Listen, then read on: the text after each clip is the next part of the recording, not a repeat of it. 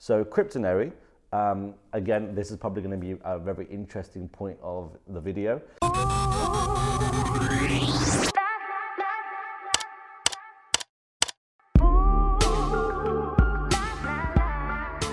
So the next monumental moment, as I describe it, is again one of my birthdays.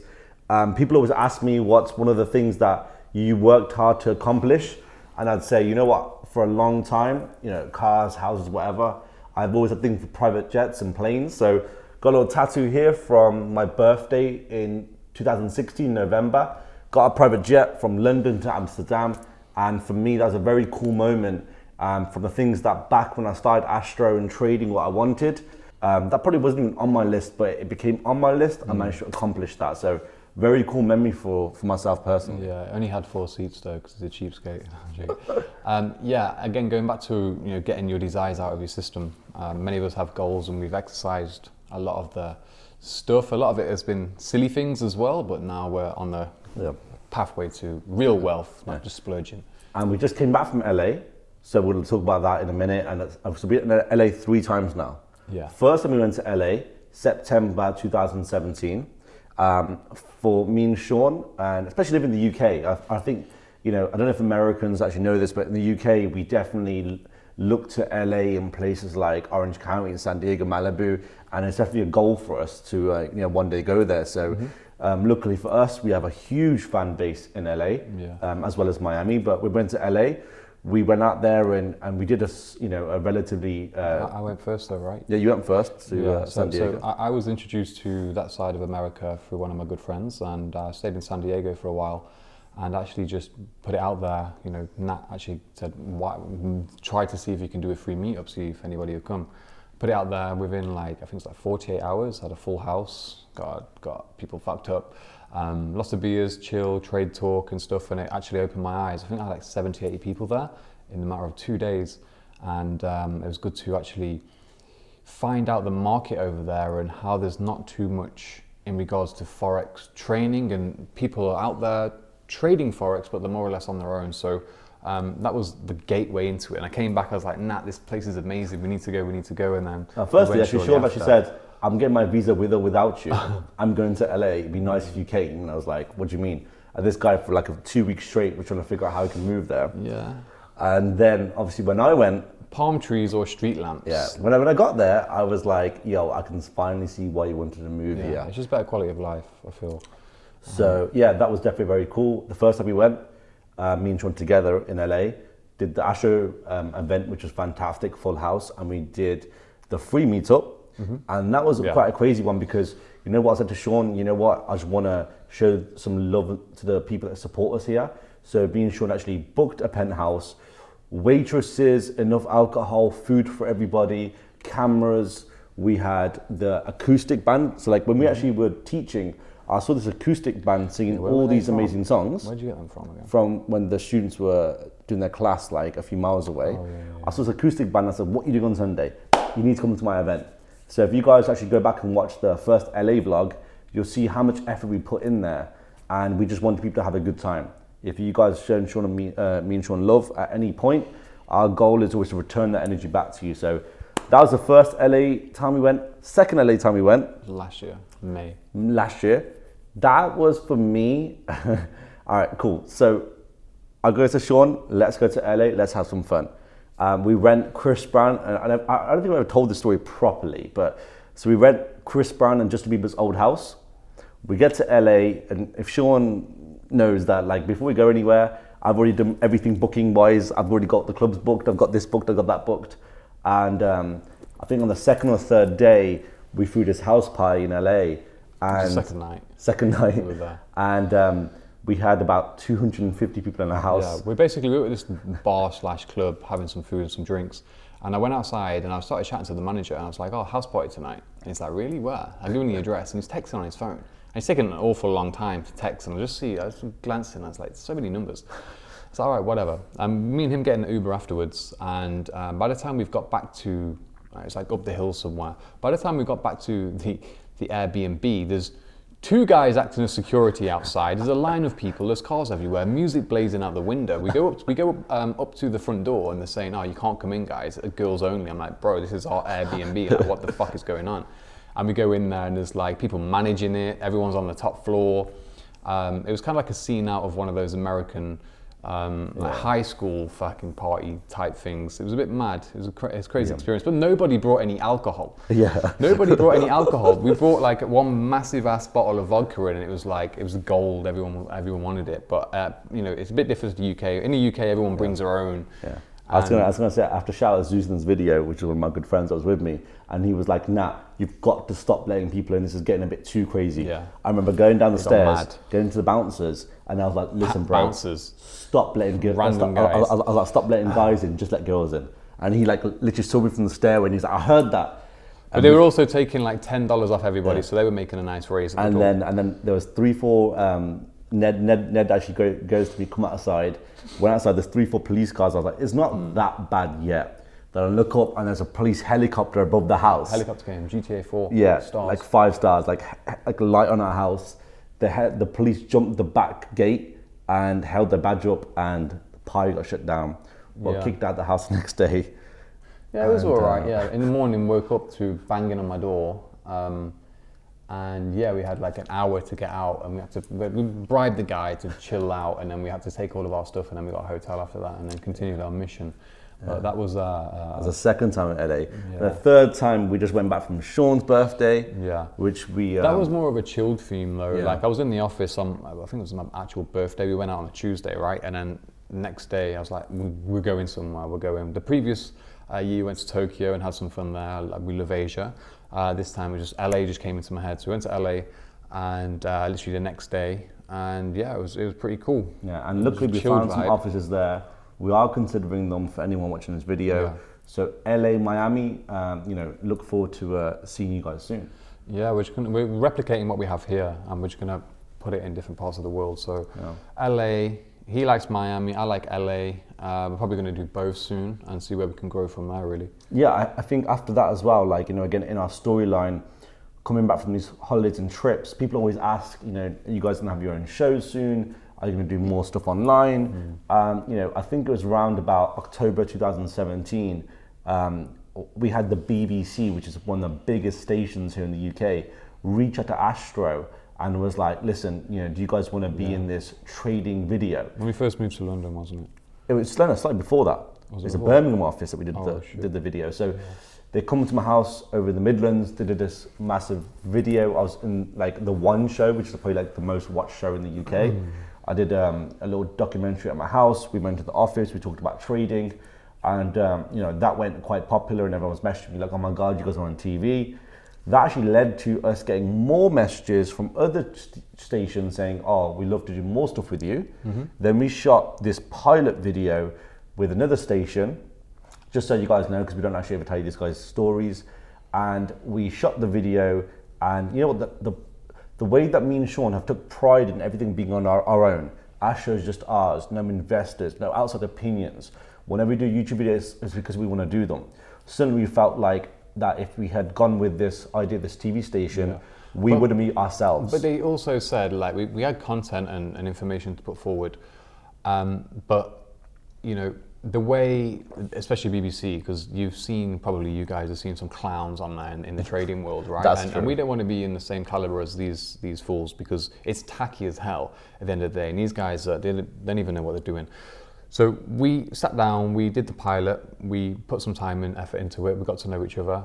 But then the question I asked was, okay, can we get to see this edit before it actually goes out there to the public? They're like, no. I'm like, fuck that, because they twist things around, because they want good television.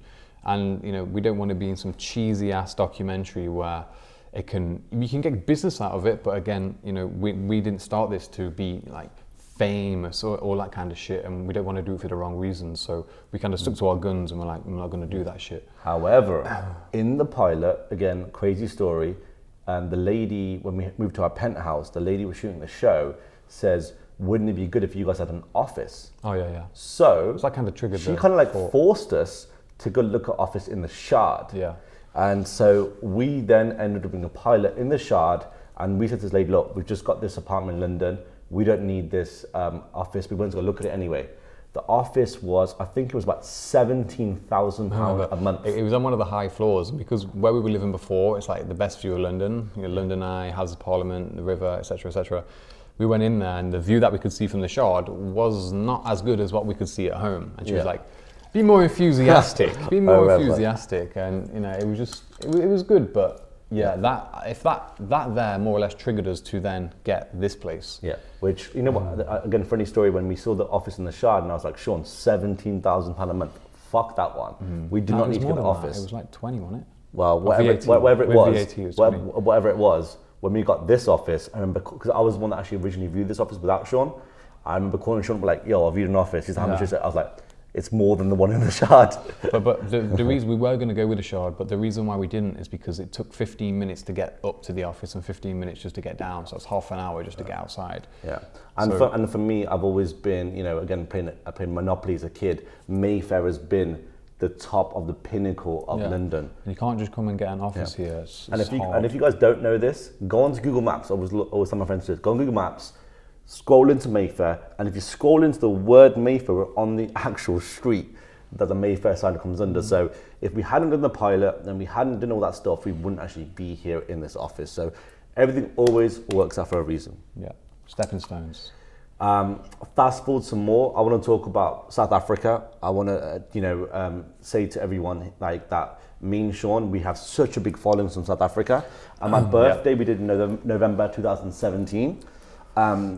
All my birthdays, you know, again, you guys from the stories can see, I always have fun on my birthdays, Korea, private jets, this and that. But when we went to South Africa, within a week's notice, we rented out this Hilton hotel and I had 130 people from South Africa all sing me happy birthday. I was scared. I was there like, it was at Cape Town. It was in Cape Town, and I was like, this is one of the coolest moments that, like, as everyone's and we found some random drummers on the street again when we were getting haircuts. We brought them along, and the guys were drumming and everyone. So if you guys are artists and you see me and Sean around, we'll just tell you to come to the event. Sang happy birthday, and we did a really good event out there. Really like the energy in South Africa. So for everyone watching this, because me and Sean know about 25% of our following is from Cape Town, Johannesburg, etc. We have plans, as well as Miami and LA, to open in South Africa. So for everybody out there, again, you know, the Astro Fund, which we'll get to in a minute, is about finding people that are passionate about Forex, that are profitable, and me and Sean can help them take their careers to the next level. South Africa, you are going to definitely have a good place in my heart. We are going to open an office there very soon. Yeah, for sure. Yeah. Moving on to... I think, so like we had Astro. Cryptos and Cryptonary. Well, we had Astro. Yeah. Then we had Everything FX, which we mentioned. And the third project we actually decided to open was Cryptonary. So Cryptonary, again, this is probably going to be a very interesting point of the video.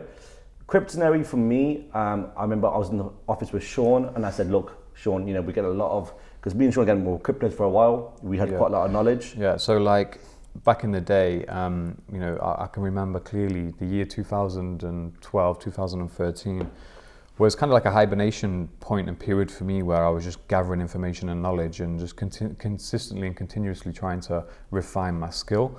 And then I came across the cryptos and, you know, Cryptonary came a long way afterwards, but for a good few years I was researching the crypto markets, Bitcoin, the technology, etc., and trying to get my head around the psychology of digital currency and all of that kind of stuff. And you know, up until the point where Cryptonary was more or less born, me and Natt had enough knowledge behind our backs because we tested it all. You know, the foundations of even just buying cryptos and how blockchain works and all that kind of stuff. We already did it all, and then we sat down with each other and said, why don't we just create something and share our information with people out there? Yeah, we just, like AstroFX, we just wanted to speed up people's journeys.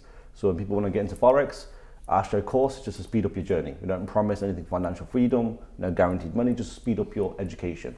So with cryptos, I remember like sitting there, I thought the name Cryptonary, I registered it, I went up to Sean and was like, you know what, how are we going to run this? We thought of how many videos we're going to do. Originally Sean was going to do the videos, but then instead, we actually reached out to a few students and we found, you know, a person to help us run the entire project, and Cryptonary took off. It was a peak of the markets though. Yeah, when we actually started. I feel that we came in a pure divine timing as to what was going on in the media, because Bitcoin and stuff were coming out there and then, and people were being swayed towards cryptos and learning about cryptocurrencies, and we got in at the right time. So me and Nat, we were actually going to first create like a newsletter and give people information and technical points, once a week, and just a breakdown where people can subscribe.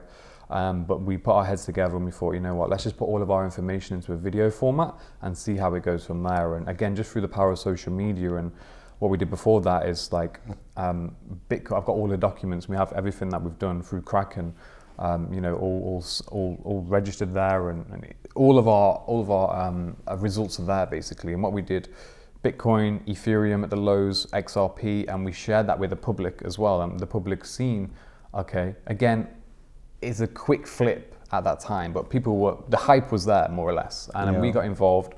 People came through, had the confidence, and people learned how to buy cryptos and so on and so forth, and it was really successful. Yeah, that brand went on to do really, really well. Definitely one of the crazy stories if I had to tell people about. Just again, I love business, so as a business point of view, me and Sean took our audience, put it behind this brand. We found someone to run it, did really, really well, and I'm sure you guys are watching this and want to know what exactly happened next. For me personally, I don't know about Sean, this whole journey that you guys are seeing is very organic. We're talking 6 years. Well, even when crypto came out, we were still 4.5, 5 years in, and our growth was very natural. Whenever we got money, or we got success, or we got popular, it's very organic. And I think some people out there, no names in particular, but when they got given something very quick and fast, like anyone in the world, if you give someone from a normal job X amount of money, X amount of success, and whatever, sometimes they might get their vision blurred and decisions blurred. As humans, we get used to things. Whatever it may be. I say, me and Nat, we've gradually grown, and the management that we put forward has allowed the growth, and we've always put business forward, other people forward, projects forward, and then we've took afterwards. Yeah. We pretty much like made, every single person that even wanted to come and even work with us, we tagged them, Instagram, whatever. If you are friends, we'll share you. Yeah, and we worked extremely hard. Like, you've seen the screenshot of AstroFX on 1,100 followers with some shitty pictures on there, and how we've built from the ground up, and we've built that, and that's 4 or 5 years of hard work and dedication. Then we put that into Kryptonary, and we put that front forward, and the base and the foundation's already there, and that's what the majority of the success was, what stemmed from. And we had partnerships. We had, me and him were 50-50 on the company, allowed somebody else in 33%. We're too generous, more or less. Like, that wouldn't go down normally. I think everyone says me and Sean too generous. That wouldn't go down normally in business, but hey, you know what? We treated people as friends back then, and it kind of stabs us in the back a little bit, but it's all good. Yeah, again, it's a combination of all three of us, I said, no one more or less. It's a good lesson, though, to see the psychology of going from 0 to 100 rather than organic growth, and what it can actually do to you mentally. Because, again, you get used to it, you start splurging, and you think things are going to last forever, but they don't last forever. Yeah, again, mine and Sean's relationship, we're talking 10, 11 years deep now. And I swear to God, Ash and yourself, we've never argued about a pound. Never. Never, as in the trust is again, because it ain't about the money, it's about just the overall goal. It's about the vision, the overall goal, and having fun whilst we do it, and knowing that both of our skills combined, we can achieve more or less whatever we want to. That's what I mean. We got this office, again, going back to that story, to have the goal of the fund and move forward. We saw education. We've been doing that for 5 years at this point. And I said to Sean, I was like, you know what? We had this conversation at your apartment. I was like, look, I'm done with education right now. We finished it. Let's move on to the fund level stuff. I think the people that, as you guys might have saw, that have took different routes from the company, try to go and replicate the education aspect, and again, you know what? When you're on social media and you get a little bit of hype, and you got all of these people in your DMs blowing smoke up your ass, basically. And it fucks with your psychology, and you start to make irrational decisions and mistakes and stuff. But again, you forget where the foundations came from. You can get blinded by that. I mean, coming into London, because this is the same period when we come into London, right, from the Midlands, and it's a big shock. You come into London. It took me about 6 months to even digest what the fuck is going on out here. It's a big game, and we all had, everybody in the circle back then had we all had a solid structure as to get the office and move forward. You know, the EFX, people who are on EFX got a lot of publicity, Cryptonary got a lot of publicity, but at the same time, you're going to get quarrels within the business and within the circles as well, and all this other bullshit happening. It's just how things work, and yeah, you know, like everything happened for the best. It really fucking did. Yeah. But well, if you think about it, around about a year and 2 months ago, you know, when everything did kind of go through, well, I'd say like you go through peaks and valleys when it comes to like social media and drama, and we never take it too seriously. Again, we went to Tokyo last year for your birthday when, you know, Cryptonary took a bit of a pause. And I think me and Sean got a lot of comments about why Crypto took a pause and how it's our fault. And then now, 1 year later, everyone now saying 90% is like, oh, maybe you guys were right about the whole entire thing. But at the same time, I was in Tokyo and I did an Instagram live and I was wasted. I was wasted, all caught up in the moment. Because a lot of other things happen behind the scenes as well, which nobody even knows about, which would completely shift your mindset onto who the real mugs are out here. But, you know, that there, when people see the blueprint, what we've explained there is a blueprint that me and him went for and created. When people see that, and again, when people are in, you know, on Instagram, social media, blowing smoke up your ass, saying you can do this on your own, this, that, it gets to your head. Then you think, oh, I can do it on my own. And they take that old blueprint and they go and replicate it. You know, people out here doing Telegram groups. We maxed out a 20,000 person Telegram group in 2015. Didn't even use it.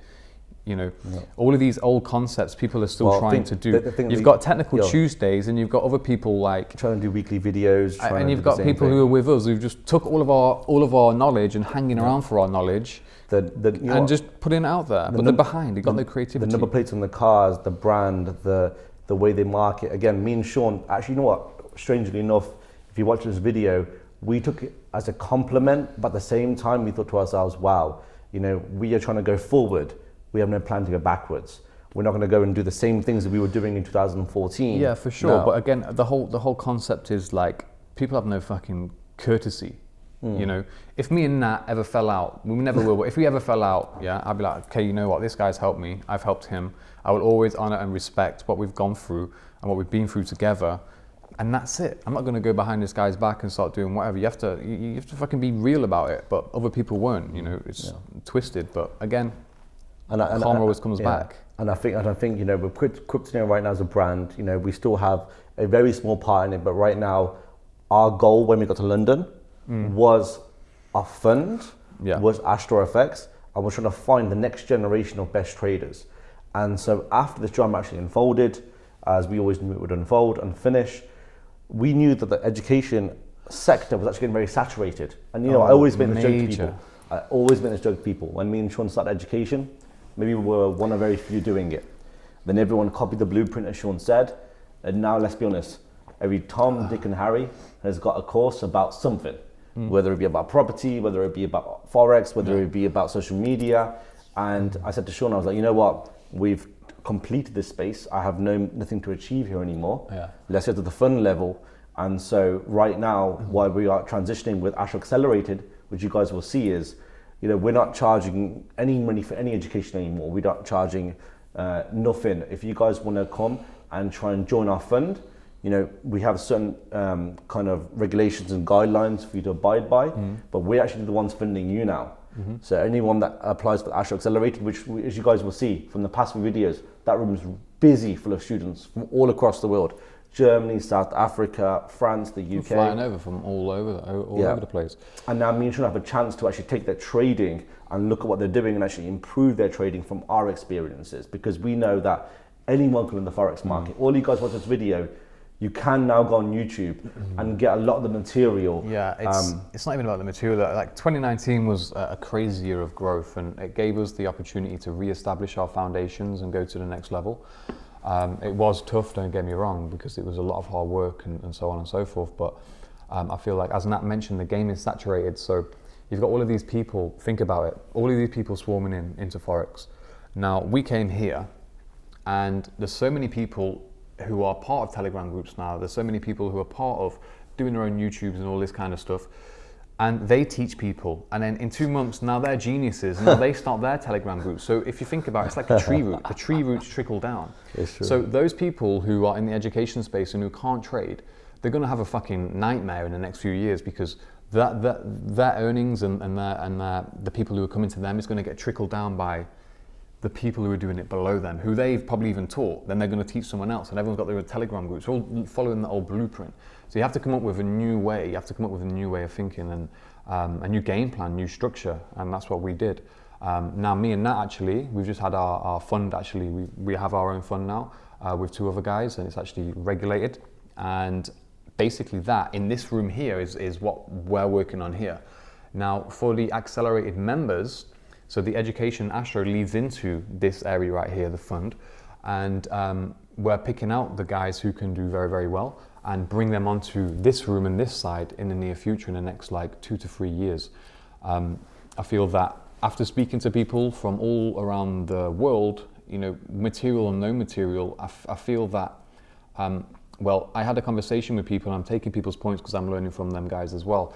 But overall, it's a case of, you have to just stay persistent and consistent with what you're doing, because you have to evolve at the same time, personally, as your Forex trading evolves. And this is what a lot of people don't get. They think that they can just come in and just make money like this or whatever and learn like this. I was saying to the guys that gradually, it's a curve like this, like me and him. It's like this curve. I'm continuously getting better week on week with dedication and hard work. If I look back at, like, you know, when I was in Office 609 and the old Astro content, it was good for that time and space back then, but I had to come forward and consistently learn and make sure that material evolved as well. So it's an ongoing game, and only when you're ready for it can you break through. Yeah, and I think what you guys will be seeing on this channel a lot more is the students from across the world, because me and Sean thought, you know what, there's so many skilled people out there that we've taught over the past 5 years, from Malaysia, South Africa, Brazil, Toronto, LA, Dallas, it goes on and on and on. And for us right now, it's let's find those 12, 15, 50 individuals who are actually quite good at their own strategy, and actually fund them, so it actually gives them a capability of seeing longevity, and also actually helps us be proud of our students and actually bring them on board with what we're doing. The sheer facts and statistics are 99 to 1, as of everything else in life, you know. So from what we have now, we have a good handful of people who are up, and people are down. Why? It's not because of the strategy's wrong and the way you've taught them wrong. It's because they haven't evolved in themselves to actually comprehend and work the market and fucking have the balls to actually trade it in the discipline and so on and so forth. So it's a lot of personal development game with that. But as I say, like here, our 2 main aims for this office was the trading floor over here, and then here, go into fund and go into that hedge fund level, where it's going to be, and go for the real money and the real skill. Yeah, so hopefully I want to show you that, guys, over the next few weeks. Yeah. So that has been a summary of the journey that we've had for the past 5-6 years now, and I think we want to finish the video. We're talking about some of the lessons that we might have learned from this entire journey. So I'm actually going to start off with asking Sean, what lessons do you feel like you've learned over the past 5 or 6 years from the journey in today's video? And again, these